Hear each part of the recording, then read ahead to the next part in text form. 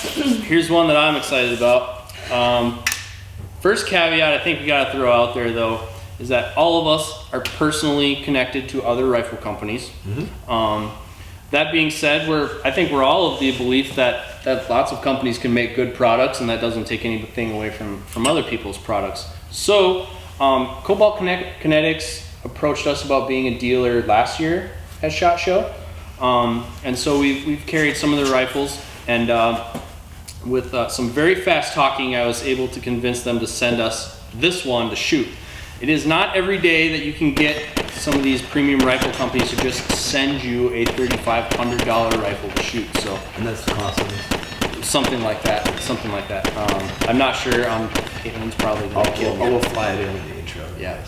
But yeah. So they sent us this one. This is what they call the team rifle. So this is the most cobaltiness of all the cobalt. Be like that.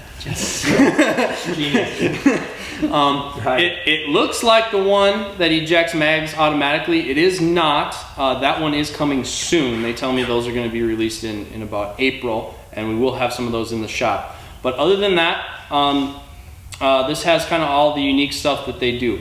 And I think I'm on camera before saying it is hard to get me excited about a new AR-15. We get approached by AR companies all the time that try to tell us that theirs is better, new and awesome and premium.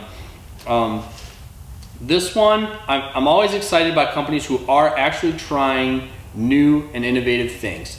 And this rifle does do that in a couple different ways. The biggest one, the coolest one to play with in the store is the dual forward assists that actually will send the bolt home as well. That's pretty cool for sped up reloads. They also have their answer to the quieter buffering system and adjustable buffering system. This rifle comes with various springs you can use, and I believe weights as well, so you can dial in your buffer system. It comes with an AR Gold flat trigger out of the box, match grade barrel, adjustable gas block, and then they also are one of the companies that's going towards the multi-chamber muzzle brakes. Yeah. The thought being the more chambers you use, you increase the surface area. More than multi. Yes. And notice they also don't have, there's no top vector. Yeah, and there's no top ports either. So there's kind of a movement from some companies towards this style of muzzle brake, away from the 2 and 3 port brakes to more smaller ports. These rifles kind of hit the 3-gun scene 2 years ago in a big way. They threw a lot of money at matches to get their name out there, and this was my first opportunity to shoot one. So we were pretty excited to give this one a try.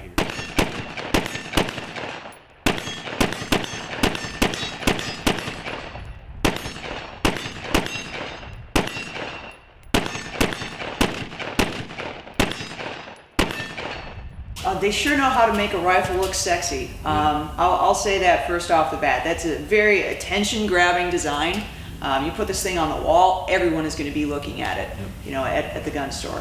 It is really unique, and I really like that they just kind of went all out and made a totally, you know, unique-looking upper and lower, and even into the grip and stock.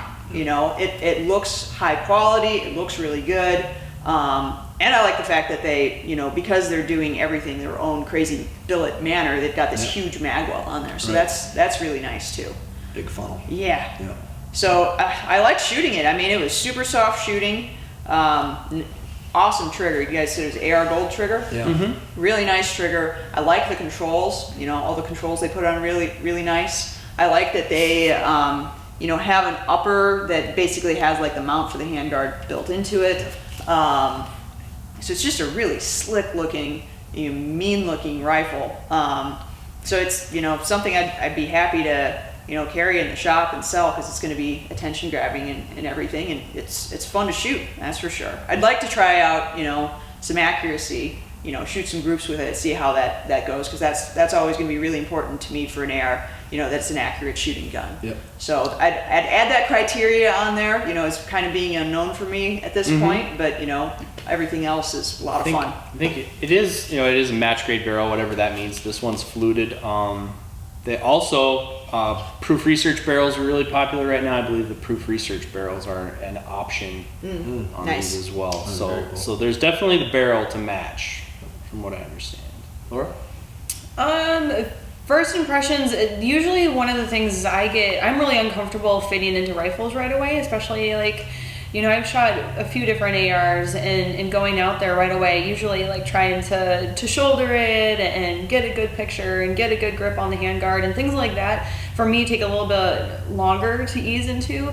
This was very comfortable, just going into it right away. It was a good grip on the handguard, it was easy shouldering it was a great weight.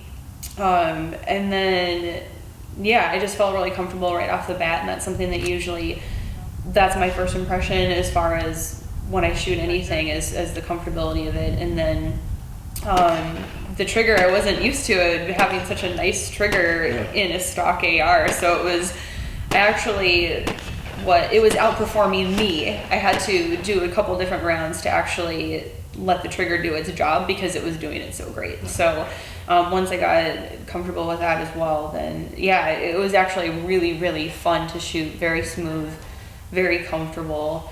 There wasn't really many complaints about it at all, actually. I would say one thing to throw in there though, which kind of goes back to your point of you picked it up and it just, fit great and everything for you. You kind of have to like the whole package.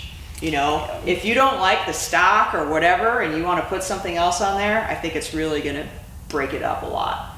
So that is kind of one potential trade-off with this. I think you really have to like On the whole team thing. rifle, there are some other variants. I think the Banff comes with different stocks and things like that too. So, okay, I've been dying to try this thing for quite some time, and in almost every way, it met my expectations, almost. So, performance-wise, it is just a great shooting gun. It'd be very hard to find somebody who would not say this is a high-performing firearm. I've really started to really become fascinated with these, starting down there with these muzzle brakes that don't have the top vectoring, because sometimes you get into some really nasty light environments and stuff like that, shooting in competition, and I've had some brakes that I can actually physically see the upward vectoring, like the titaniums and things like that, and to get that out of my sight picture or not ever have to worry about that ever again is something that I'm interested in. So I do like these new concepts, and that brake seems to work beautifully. All 6 ports of it. All 6 ports. Plus, it looks mean. The handguard is excellent. Call it the 6-pack. The 6-pack. The handguard is excellent. It's exactly what I'm looking for in a modern competition handgun. Only the parts you need and nothing else. And then, of course, in line with everything else on this rifle, it looks mean and tough and like moving fast. We did not get a chance to do any real accuracy testing, which is something that at $3,500 I would expect. So I'm going to go ahead and say it's probably good, but we need to verify that. But I've bought other very expensive rifles without verifying the groups myself, so I'd be good with that. The tuning system, the bullet carrier group, and the buffer. I think this rifle was hitting a little hard. I could even probably perform better than It's overgassed. It is. It's It felt a little overgassed. I mean, you could feel it and being in the retail market, we can understand why they send them out that way too. But easily fixable. Easily fixable. It's something you would adjust for your own loads and all that anyway at this level of rifle. So that's not a negative so much. Just saying, like, I think it could even be tamer than it was, and it was super tame. I don't have any guns anymore without the captivated spring system, solid capture spring system, which JP is kind of known for. And this one was very good as well. So it's another, it's a wonderful another. This one is different. It's like a nylon sleeve. Yeah, well, I wear the digital. I wear the works the same. wild ear protection. So there's digital in-ear protection, and if you put me on a regular spring buffer system, it's like the sproing in there just is amplified. It's just crazy. So none of that here is it's just like shooting my JP as it relates to that. So then we get in kind of like the midsection here. All the controls are great. I really like the safety for me. They're sort of like relieved plus this little piece on the end, so you just kind of like have the chunk where you need it and not where you don't. And this, this whole section up here right now feels like something somebody did just to see if they could do it for me. But I'll be honest with you, it's probably great once you got to use it. But I mean, I would have to I've got a few years now of you know, everything's right where I expect it to be. So it would be a new training issue really, but it's cool, and I'm stoked that they're trying something new. That's always great.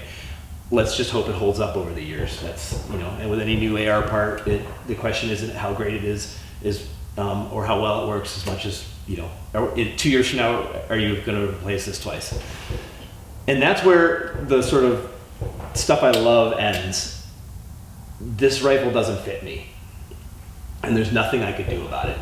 And that is one thing that I struggle with a gun. So, look, I mean, there's nothing wrong with these parts, and but I'm like 5'10" and a half, 175 pounds. I mean, Chevy and Ford make truck seats for me, so most times I can pick up any rifle off the shelf and it just bloop, and I'm good. It just didn't happen for me on this, and I think it was the protrusion here in because when I put it up in the pocket to get the height I needed, I felt like I was riding on this little edge right here. So it wasn't a great fit for me.